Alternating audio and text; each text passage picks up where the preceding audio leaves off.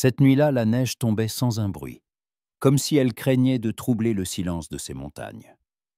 Depuis le col, le vent chassait une poussière blanche le long des pentes, et les rares arbres s'inclinaient, comme en une révérence devant quelque chose de plus grand et d'inconnu.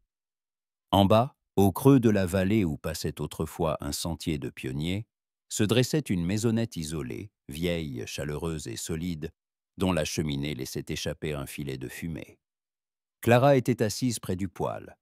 Dans ses mains, une tasse de café, noir et fort comme ses souvenirs. Dehors, le silence blanc.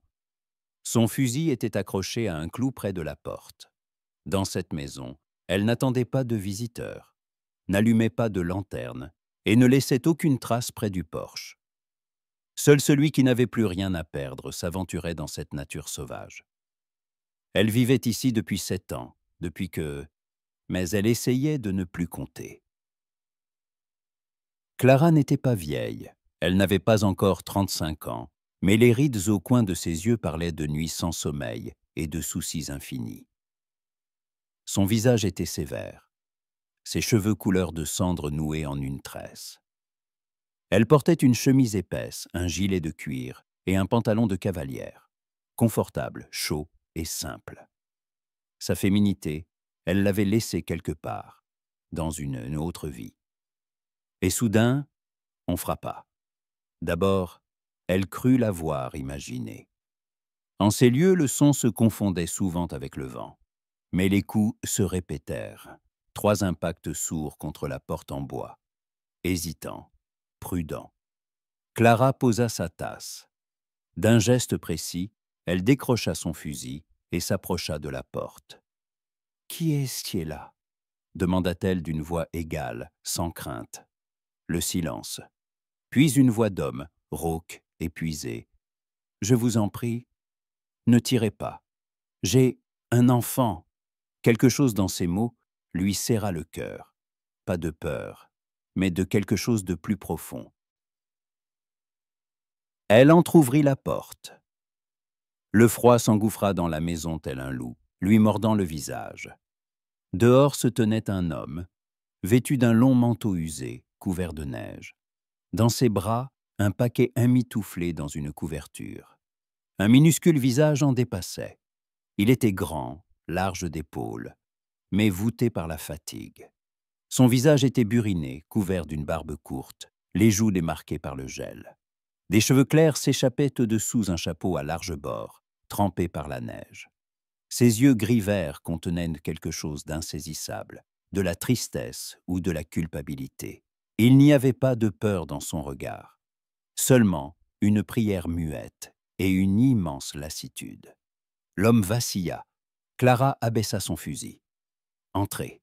Il entra, ses pas lourds, comme si ses jambes étaient de plomb. La neige de ses bottes laissa des traces humides sur le plancher. Clara referma vivement la porte et tourna le verrou. « Asseyez-vous là, sur le banc !» dit-elle en désignant le poêle. « L'enfant est vivant, l'enfant est vivant ?»« Oui, il dort. »« Quel âge a-t-il ?»« 5 mois. C'est mon neveu. Sa mère... » Il se tut. Il s'assit, lentement, prudemment, comme s'il n'était pas sûr que le banc ou lui-même tiendrait le coup. Clara lui prit le paquet, le serra contre sa poitrine et le porta près du feu. Le visage du nourrisson était rose, mais son nez était glacial. Elle souleva un coin de la couverture, avec précaution, comme si elle touchait à sa propre mémoire. Une fille, un garçon, Thomas. L'homme se frotta le visage. Sa mère est morte il y a 2 jours. Je l'emmenais à Sainte-Marie, chez sa tante. Mais la tempête, mon cheval est mort. J'ai marché. 2 jours. J'ai vu la fumée. Clara hocha la tête, sans poser de questions inutiles. Elle faisait déjà chauffer du lait de chèvre dans une petite marmite. Elle lui tendit une tasse de café. « Buvez. Je vais nourrir l'enfant. Pas pour. » Il prit la tasse, la tenant à 2 mains, comme pour réchauffer non seulement ses doigts, mais aussi quelque chose à l'intérieur de lui. Pendant quelques minutes, personne ne parla. Seul le crépitement du bois se faisait entendre, ainsi que le sifflement occasionnel du vent contre les volets. « Je m'appelle Clara, » dit-elle enfin. « Roy ?» répondit-il. « Merci. » Clara acquiesça, sans quitter l'enfant des yeux. Ses gestes étaient assurés, comme si elle faisait cela tous les jours, alors qu'en réalité, elle n'avait pas tenu de nourrisson dans ses bras depuis que, encore ce depuis. « Vous êtes seul ici ?» demanda-t-il. Elle le regarda longuement. Puis elle dit « Oui ». Il hocha la tête, comme s'il comprenait. Pourtant, il ne comprenait probablement pas. Mais il n'y avait aucune pitié dans son regard, seulement du respect, et c'est ce qui l'a surpris le plus. Plus tard, lorsque l'enfant se fut endormi dans un panier chaud près du poêle, et que Roy, ayant retiré ses bottes trempées, s'était enveloppé dans une couverture, ils restèrent assis l'un en face de l'autre, en silence. Il existe parfois des silences qui ne sont pas gênants, mais simples, comme la neige à au dehors, comme la première ligne d'une lettre qui n'a pas encore été écrite. « Je partirai demain matin, dit-il, dès qu'il fera jour. Vous en avez déjà fait plus que vous ne le deviez. » Clara regardait les flammes dans le poêle, l'ombre que son visage projetait sur le mur. Et soudain, sans savoir pourquoi, elle dit « La tempête va s'intensifier cette nuit, et les loups descendent parfois. Partir n'est pas une option. » Il acquiesça, avec gratitude et fatigue. « Alors, à demain matin. » Clara ne dormit pas tout de suite. Elle écoutait que la respiration de l'enfant. Elle se souvenait de comment c'était, autrefois, l'odeur d'un nourrisson. Comment quelque chose se ranime en vous lorsque vous le tenez. Comment, soudain, dans ce monde sauvage et froid, un sens apparaît. Dans la pièce voisine, Roy ne dormait pas non plus. Il fixait le plafond, écoutant le craquement du bois, le silence d'une maison où il vivait. Il n'y avait rien de superflu, seulement le nécessaire. Et tout en lui semblait s'apaiser un peu. Il était venu chercher un abri pour la nuit. Mais au fond de lui, une voix murmurait qu'il avait trouvé bien plus. Il ne savait pas encore quoi. Le matin n'apporta pas le soleil, mais une lente lumière grise qui filtrait à travers les vitres gelées. Au loin, un hibou ulula, puis le silence revint. Les vents s'étaient calmés, mais le gel avait tout saisi. Même l'air de la maison semblait frissonner de froid. Clara se réveilla la première. Elle se réveillait toujours la première, non par habitude, mais parce que faire confiance au sommeil dans ces contrées était un luxe. Sans un bruit, elle se leva, enfila une chaude cape et se dirigea vers le poêle. La pièce sentait le charbon et le sommeil. Près du panier, le bébé respirait paisiblement. Ses joues étaient roses, son souffle régulier et doux, comme s'il était né dans ces montagnes. Clara sourit malgré elle. Elle ajusta délicatement un coin de la couverture et s'accroupit à côté, observant les petits doigts se crisper dans son sommeil. Combien d'années s'étaient écoulées depuis la dernière fois qu'elle avait vu un nourrisson de si près? 4, 5, non, 7, presque 8. Un léger bruissement vint de derrière le rideau. Roy. Elle n'a pas tout de suite regardé dans sa direction. Elle l'entendit d'abord se lever, s'étirer. Le vieux lit grinça. Puis des pas, assurés, lourds, mais lents. Il entra dans la cuisine en boutonnant sa chemise. Son chapeau était resté sur le porte-manteau. Ses cheveux étaient en désordre. Son visage, lavé à l'eau froide du baquet, était frais et glacé. « Bonjour, » dit-il doucement. Clara hocha la tête, sans se relever. Elle regardait l'enfant, puis elle dit « Il a dormi tranquillement. Il devait savoir qu'on veillait sur lui. Merci. » Il baissa les yeux. « Je ne sais pas ce que j'aurais fait sans vous. » Clara se releva à contre-cœur, comme si deux sentiments se battaient en elle, sa réserve habituelle, et cette nouvelle émotion apparue avec cet homme et ce bébé. « Je vais faire bouillir de l'eau. Pendant ce temps, ravive le feu. Il y a une réserve dans la bûcherie. » Roy acquiesça. Il ne discuta pas. Il ne proposa pas son aide en cuisine. Il se mit simplement au travail, comme un homme qui a l'habitude de se servir de ses mains. Il sortit dans la cour, laissant derrière lui une odeur d'air matinale et glaciale. Quand il revint, un arôme de café et de pain chaud embaumait déjà la maison. Clara travaillait dans la cuisine, avec agilité et concentration, sans agitation, sans parole. Mais il la regardait tout de même, à la dérobée, comme s'il craignait de briser quelque chose de fragile. Elle n'était pas seulement belle, il y avait une force en elle. Une force qui ne se voit pas tout de suite, mais qui se ressent dans chaque détail. Son dos droit, ses gestes assurés, la façon dont elle tenait l'enfant. Vous avez la paix, ici, murmura-t-il en plaçant une bûche dans le poêle. Une paix véritable. Elle y eut un petit rire. La paix, à 3 jours de marche de la ville la plus proche, où les loups descendent jusqu'au seuil et où l'eau gèle dans le baquet en hiver. N'empêche, c'est un endroit vivant. Elle posa sur la table 2 tasses et un morceau de pain de maïs. Asseyez-vous. La matinée est longue. Parlons, peut-être que je comprendrai qui vous êtes et ce que vous faites sur mon seuil. Roy s'assit. Il retira sa veste et la posa à côté de lui. Je ne suis pas du genre à beaucoup parler, mais je pense que vous devriez savoir. Il soupira, passant une main sur sa barbe naissante. Sa mère, c'est ma sœur, Joanne. Elle a quitté son mari, un sacré salaud, pardonnez-moi l'expression. Elle m'a retrouvé à Edgemore. M'a dit qu'elle voulait tout recommencer. Et puis, la fièvre, comme un éclair dans un ciel clair. 2 jours plus tard, elle était morte. Elle m'a laissé une lettre. Et lui, Thomas. Et le père? Roy secoua la tête. Il ne doit pas savoir où est le petit. Ce n'est pas le genre d'homme à qui on peut confier un enfant. Je voulais rejoindre la tante de Joanne à Sainte-Marie, lui dire que Thomas était en vie et le confier à des mains sûres. Mais le blizzard, compléta Clara. La montagne ne pardonne pas aux inexpérimentés. Je savais à quoi je m'exposais, mais je ne m'attendais pas à ce que ça tourne ainsi. Mon cheval a glissé sur une pente verglacée. Il s'est cassé une patte. J'ai dû l'abattre. Puis j'ai continué à pied. 3 jours.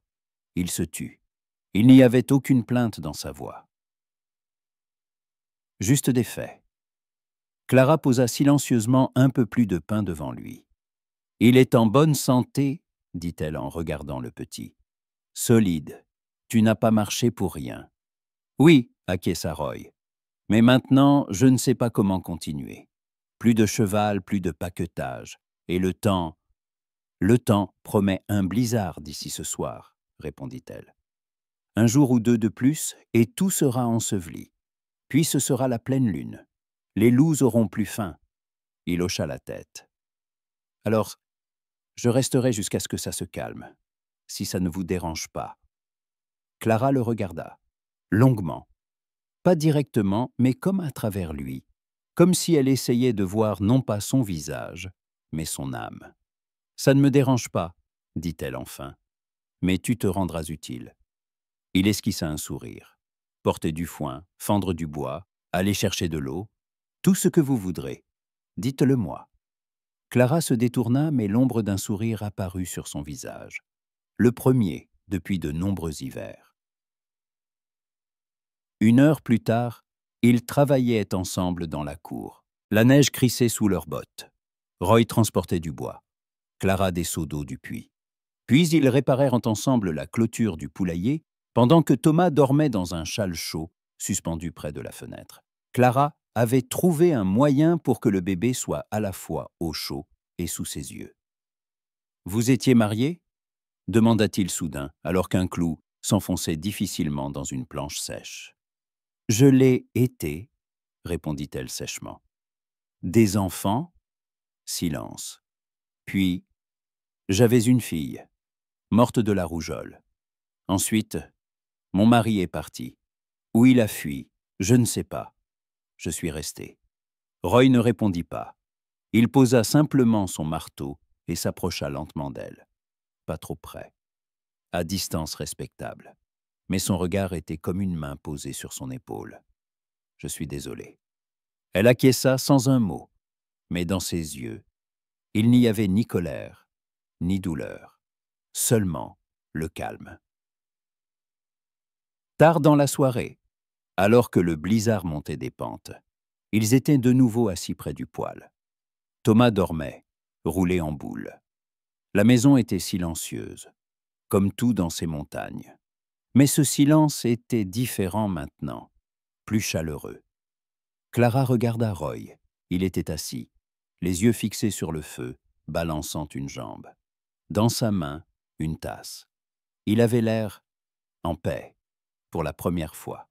« Si tu veux, » dit-elle à voix basse, « tu peux rester plus longtemps que le dégel. » Il se tourna vers elle, lentement, et dans ses yeux, ni surprise, ni joie, mais de la gratitude. « Merci, Clara, mais d'abord, dormons. » Elle sourit. « Alors, à demain. » Il se leva, ajusta la couverture dans le panier de Thomas, et ce n'est qu'ensuite qu'il se retira dans sa chambre. Clara resta près du poêle. Elle resta assise longtemps à contempler le feu, le crépitement du bois. Un silence chaleureux et un cœur qui, lentement, prudemment, commençait à dégeler. Le blizzard dura 3 jours. La neige ne semblait pas tomber, mais s'abattre du ciel, projetée à l'horizontale par un vent violent. Les fenêtres étaient ainsi couvertes que la lumière ne filtrait dans la maison qu'à travers un verre dépoli. Il fallait forcer pour ouvrir la porte, et chaque fois, Clara et Roy déblayaient le porche à tour de rôle, comme s'ils défendaient une forteresse. Mais à l'intérieur, il faisait chaud. Chaque jour, la maison devenait un peu moins étrangère pour Roy. Ses affaires, une ceinture, une gourde, un vieux couteau aux manches en os, avaient trouvé leur place près du porte-manteau.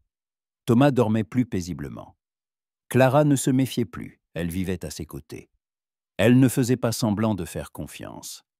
Elle commençait vraiment à faire confiance. Le matin du 4e jour, Clara entra dans la cuisine, vêtue d'une longue chemise et de chaussettes de laine. Roy était près de la cuisinière, remuant du porridge. Il portait son vieux gilet à elle, un peu serré sur ses larges épaules. Il se retourna et sourit. « Bonjour, maîtresse de maison. Quoi, tu as décidé de t'emparer de la cuisine? Seulement pour un temps? Je veux te rendre l'appareil pour le pain que tu m'as offert. » Elle eut un petit rire et s'assit, ramenant ses jambes sur le tabouret. Ses cheveux, habituellement attachés, étaient nets et légèrement en désordre. Et pour la première fois, il vit à quel point ils étaient doux, épais, couleur de cendre.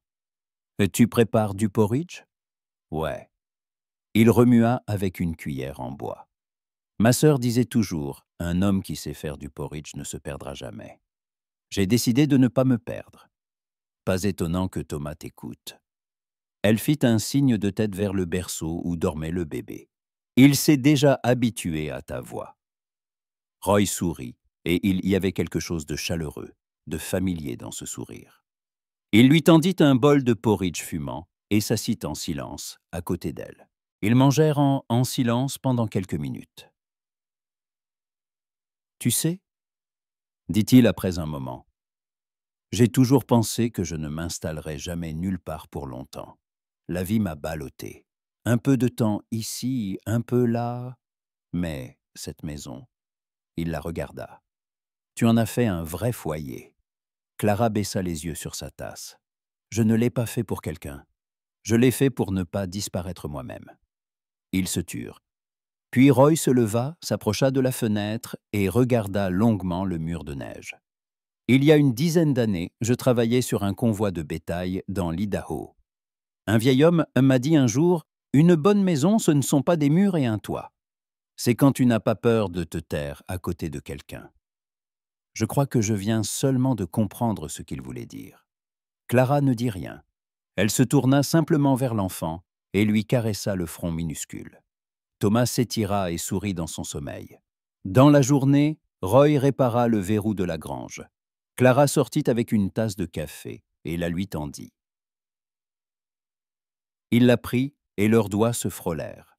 Un contact inattendu, comme un éclair sur la peau.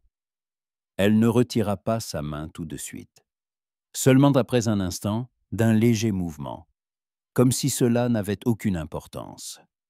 Mais cela en avait une. « La neige a commencé à se tasser » dit-il en regardant les pentes. « Dans quelques jours, s'il n'y a pas d'avalanche, on pourra descendre en ville. Tu veux partir ?» Il se tourna vers elle. « Je veux savoir s'il est possible de rester. » Son cœur manqua un battement, mais son visage resta calme. « Nous verrons, » répondit-elle doucement. Le soir, Clara lisait près du poêle. Un vieux roman aux pages usées, aux lettres effacées par le temps. Thomas était allongé sur un tapis à côté, essayant d'attraper le bord de sa jupe en se retournant. Roy était assis par terre, sculptant un cheval de bois dans un copeau.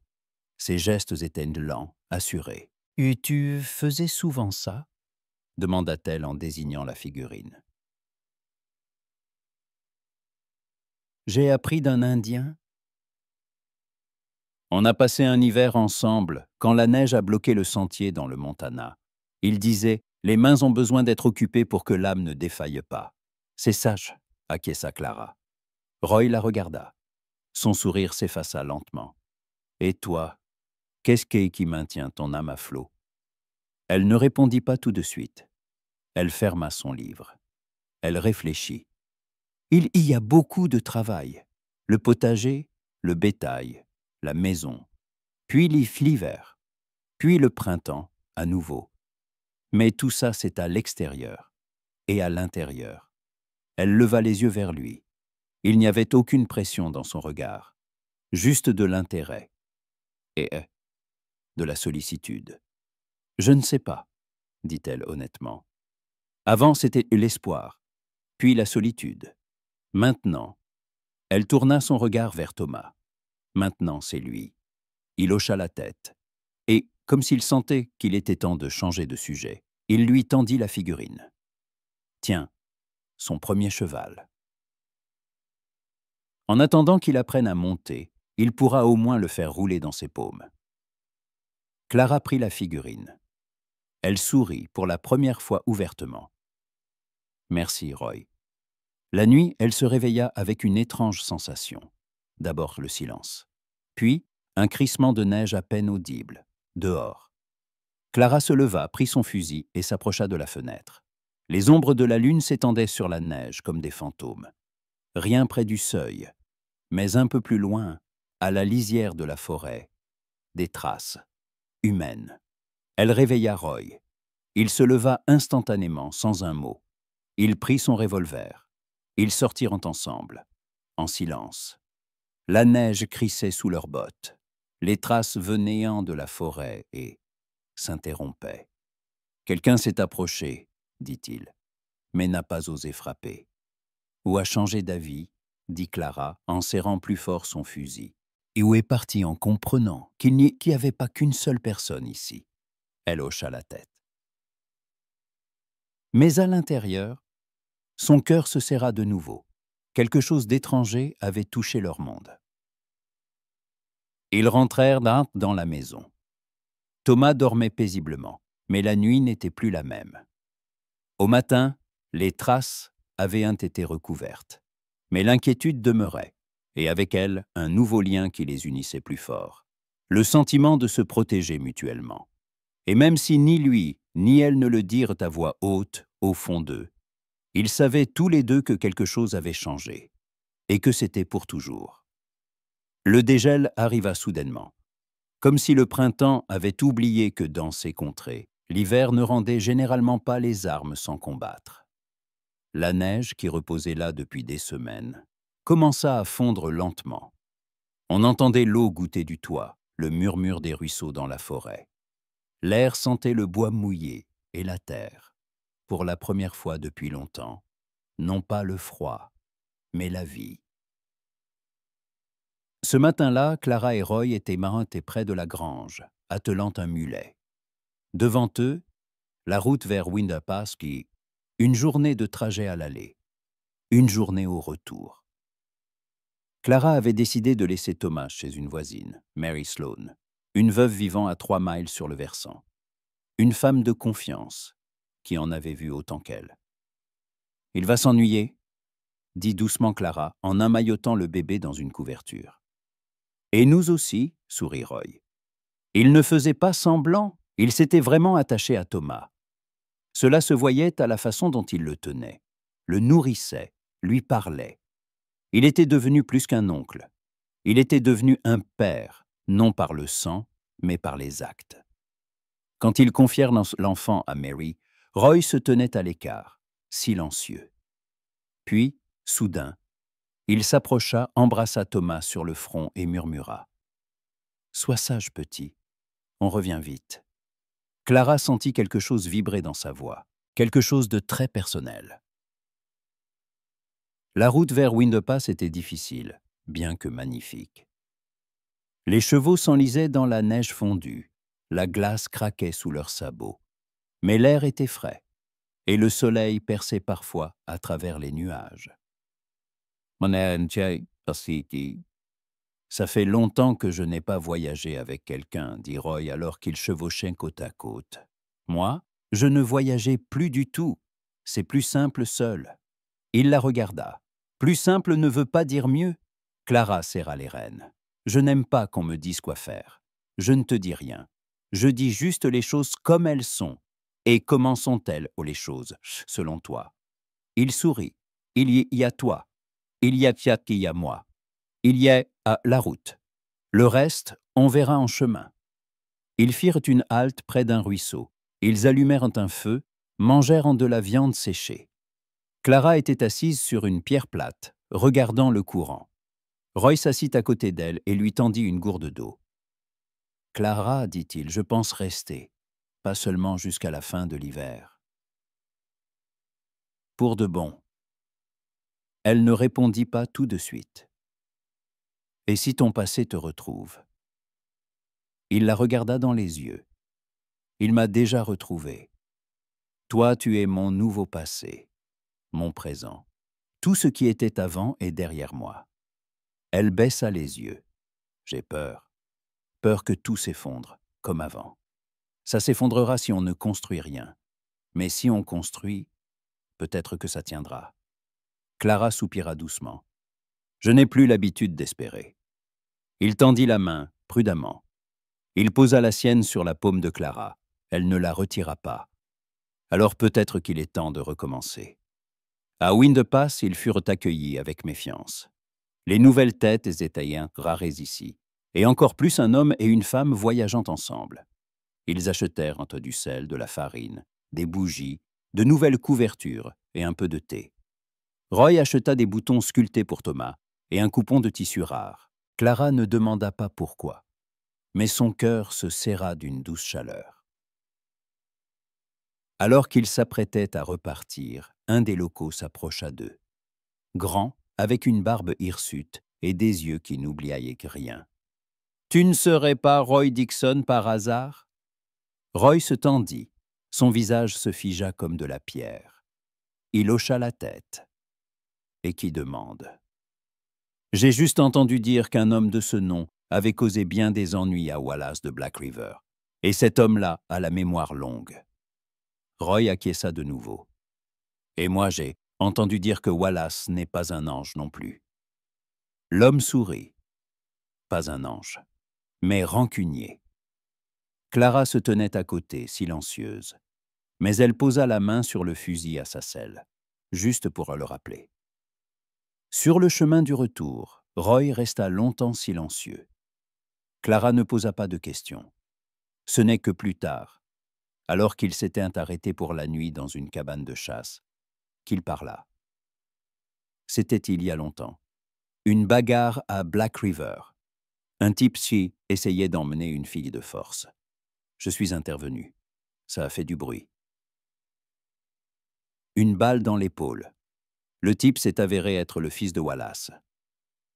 Et tu as fui? Non. Je suis parti. Il y avait trop de saleté qui commençait à me coller à la peau. Je ne regrette rien. Mais je sais que les gens comme Wallace ont les dents longues. Clara hocha la tête. Alors il faudra l'affronter s'il te rattrape. Il la regarda. Tu n'es pas obligé d'être là si... C'est à moi de décider où je veux être, Roy. Sa voix était ferme. Et avec qui? Ils rentrèrent un tard dans la soirée. Thomas s'agita joyeusement dans les bras de Mary. Clara le serra contre elle, respirant son odeur douce et familière, l'odeur de la maison. Et Roy. Roy se contentait de regarder.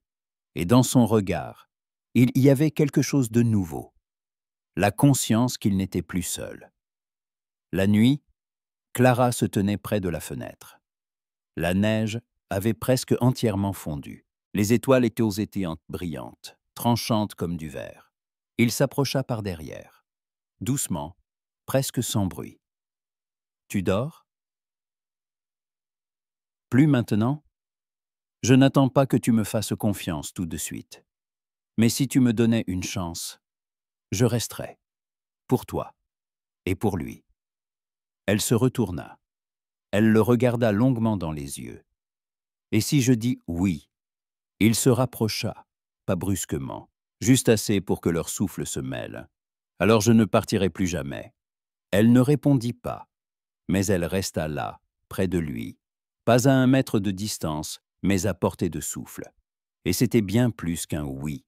Le printemps s'installa dans les montagnes avec la lenteur d'un vieux cheval après l'hiver. Mais il s'installa. La neige quitta les sentiers, les ruisseaux dévalèrent un des cols. Le matin, la maison de Clara s'emplissait des odeurs de terre humide, de bois fumant et de quelque chose de nouveau, de chaleureux. L'espoir. 2 semaines s'étaient écoulées depuis ce voyage. Désormais, Roy ne dormait plus dans une chambre séparée, mais à un bout du grand lit. Ils n'en avaient pas parlé. C'était arrivé naturellement, et c'était juste, comme s'il avait toujours vécu là, non pas comme un invité, mais comme l'un des leurs. Thomas grandissait. Il souriait. Il serrait les doigts de Clara, tirait sur la barbe de Roy, riait de son rire édenté. La maison était devenue véritablement vivante, non seulement par la chaleur du poêle, mais par la vie qui y coulait. « Il faudrait réparer la clôture », dit Roy en enfilant ses gants. « Et le toit. Il y a une fuite au-dessus de la cuisine », répondit Clara en posant sur la table un bol de pommes de terre rôties. Après, il y a l'étable. Molly aura un veau au printemps. Et nous, on double la récolte de pommes de terre l'année prochaine. Elle sourit. Si tu n'as pas peur d'avoir de la boue jusqu'aux genoux, on double. Il s'approcha. Il lui caressa la joue, y laissant une trace de la farine qui restait sur sa paume. Si tu es là, je n'ai peur ni de la boue, ni du feu. Elle le regarda. Et soudain, pour la première fois depuis le début de leur histoire, elle dit à voix haute, « Je ne veux pas que tu partes, ni en ville, ni à la chasse, ni pour un convoi. Je veux que tu restes, ici, avec moi, avec lui. » Il répondit sans hésiter, « Je suis déjà resté, Clara, dis-le, et ce sera pour toujours. » Elle hocha la tête, en silence. Et cela suffisait. Le lendemain, Mary arriva. Elle portait un panier d'œufs et de l'inquiétude dans les yeux. « J'étais à Windpass hier. Il y a des étrangers, 2, peut-être 3. Les gens du coin disent qu'ils viennent de Black River. Ils cherchent un homme, grand, avec une cicatrice à la main gauche. » Roy pâlit. Clara resta silencieuse. Ses yeux ne sillèrent pas. Mais à l'intérieur, tout se contracta comme un ressort. Ils ont posé des questions? Pas encore. Mais j'ai l'impression qu'ils savent qu'il y a quelque chose. L'un d'eux est Buck Hollow, un ancien tireur. Je le connais de mon ancienne vie. Il a le nez cassé, on ne peut pas le confondre. S'il est ici, c'est que Wallace prépare vraiment quelque chose. Roy expira. Je ne vous laisserai pas vous mêler de ça, ni toi ni Clara. Je vais partir. Clara se tourna brusquement. Où vas-tu aller, idiot? Droit vers eux? Tu crois que ça résoudra quoi que ce soit? Mais tu n'es pas seul, Roy. Nous avons une maison, nous avons Thomas, et j'en ai assez de perdre. tu as compris. Il la regarda, elle était en colère. Vraiment. Mais pas de peur, de douleur, parce qu'il était devenu précieux pour elle. S'ils viennent, dit-elle fermement, nous les accueillerons, ensemble, et nous aurons l'avantage. Nous sommes sur nos terres. Ils commencèrent à se préparer. Clara sortit les fusils. Elle vérifia les provisions. Elle posa des pièges dans le bosquet. Elle déplaça Thomas dans la cave, y aménageant un coin chaud. Mary accepta de prendre le petit si la situation devenait trop dangereuse. « Je ne les laisserai pas t'enlever », murmura Clara en couchant Thomas. « Ni à moi ni à lui. » Le 4e jour, il y eut quelque chose d'inquiétant dans l'air. Pas un son, pas une odeur, juste une sensation, comme avant une tempête. Roy se tenait sur le porche, des jumelles à la main. Au loin, sur l'ancienne piste, un nuage de poussière s'élevait. « Ils arrivent, toi, dit-il. 3, à cheval. » Clara sortit. Elle décrocha la carabine de son épaule. Pendant un instant, le silence devint assourdissant, comme si les arbres eux-mêmes retenaient leur souffle. « Tu n'es pas obligé de faire ça, dit-il. » Elle le regarda. « Et toi ?» Il secoua la tête. « Je n'irai nulle part, plus maintenant. » Ils cachèrent entre les chevaux, éteignirent le feu dans le poêle. La maison devint silencieuse, comme une ruche avant une attaque. D'abord, des silhouettes apparurent, puis des visages. « Le voilà, » dit l'un des cavaliers en s'arrêtant près du porche. « Salut ?» « Ouais. » Roy sortit. « Buck, ça fait longtemps. Wallace s'ennuie de toi. Il veut te parler. » « Il n'y a rien à dire. J'ai quitté ce jeu depuis longtemps. Mais pas lui. » Buck mit pied à terre. Les 2 autres suivirent. L'un d'eux gardait la main sur son revolver. « On peut régler ça tranquillement, » dit Buck, « sans faire de bêtises. » Clara sortit, le fusil à l'épaule, les yeux comme de la glace. « Si vous faites un pas de plus, vous serez mort avant de comprendre qui a tiré. » Buck sourit. « Tiens donc. Une femme de caractère. Une femme avec un bon fusil. » Un instant, et le voile de silence s'épaissit. La tension était à son comble. Roy fit un pas en avant. « Je ne te rendrai pas son fils, Buck. Je l'ai arrêté parce que c'était une ordure. Et si c'était à refaire, je le referais. » « Alors c'est réglé. »« Oui, c'est réglé. » Silence. Et soudain, un déclic. Pas un coup de feu, un déclic derrière eux. De la forêt sortit Mary, un fusil à la main. Derrière elle, le vieux Joe, un ancien chasseur, et 2 autres hommes. « 3 contre 1 ? Ce n'est pas juste, » dit Joe. « Maintenant, vous avez un problème. » Les bandits se figèrent. Clara serra les dents. Puis elle dit « Fichez le camp, vivant, avant que le vent du col ne tourne. » Buck les regarda tous. Il comprit que le combat était perdu. « Ce n'est pas fini, Roy, » dit-il. « Wallace n'oubliera pas. Et moi, je n'aurai pas peur. » Ils firent un demi-tour et s'éloignèrent, sans se presser. Mais ils partaient. Plus tard, alors que le jour déclinait, Clara était assise sur le porche. Thomas dormait dans ses bras. Roy sortit et s'assit à côté d'elle. En silence. Dans ses yeux, pas de peur, mais du calme. « Tu aurais pu mourir aujourd'hui, » dit-il doucement. « J'aurais pu, mais tu en valais la peine. » Il prit sa main, tendrement, sans un mot. « On est chez nous, Clara ?» Elle hocha la tête. « Oui, Roy, on est chez nous. » La maison baignait dans la lumière du matin, chaleureuse et pleine d'odeurs, pain frais, savon et un léger parfum de fumée. Les rebéranches et rayons du soleil frappaient en haut de la fenêtre, créant des faisceaux de poussière lumineuse, comme dans une chapelle oubliée. Sur le porche, 2 chaises, l'une vide. Sur l'autre, Roy était assis, une tasse à la main et le bébé sur les genoux. Thomas riait, un rire fort et pur, comme s'il ignorait que ce monde avait connu les coups de feu, les balles et l'hiver. Roy le regardait, incapable de s'en lasser. C'était sa maison, c'était sa famille. Clara sortit de la maison. Dans ses mains, un simple panier d'herbes. Elle portait une robe légère, qui sentait encore la malle, au tissu légèrement froissé, et sa démarche était un peu hésitante. Elle n'avait rien porté de tel depuis longtemps. Et pourtant, il y avait une force en elle, douce, authentique. « Tu es matinale aujourd'hui, dit-elle. Puis Thomas a décidé que dormir, c'est pour les faibles. » Elle sourit et s'assit à côté de lui. Ils restèrent assis en silence quelques instants. Tout avait déjà été dit auparavant. Par les gestes, les regards, la façon dont il soutenait son dos fatigué le soir, dont elle lui faisait chauffer de l'eau quand il revenait avec du bois. « Je pense, dit-il, qu'il faudrait construire le poulailler plus bas.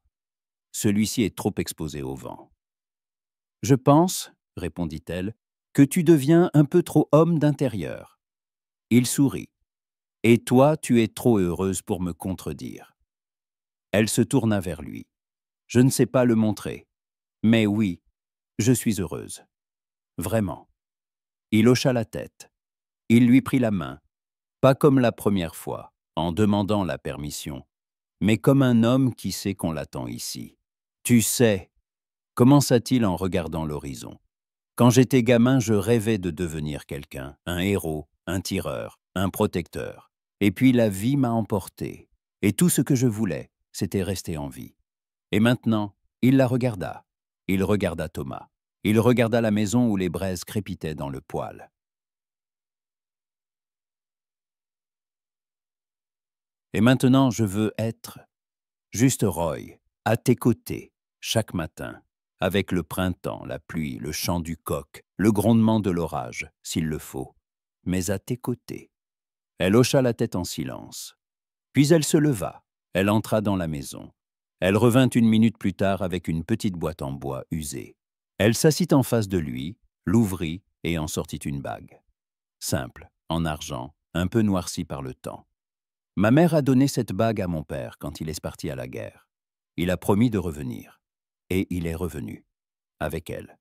Je pensais ne plus jamais la donner à personne. » Elle lui tendit la bague. « Maintenant, elle est à toi. » Roy prit la bague dans ses paumes, comme s'il craignait de la plier.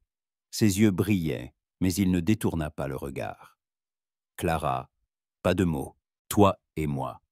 Nous ne sommes pas du genre à célébrer des mariages en musique. Nous sommes de ceux qui restent simplement ensemble, pour toujours. » Il passa la bague à son doigt. Et à cet instant, le ciel parut plus haut et la maison plus sienne. L'été passa. Roy construisit une nouvelle grange. Clara replanta des haricots.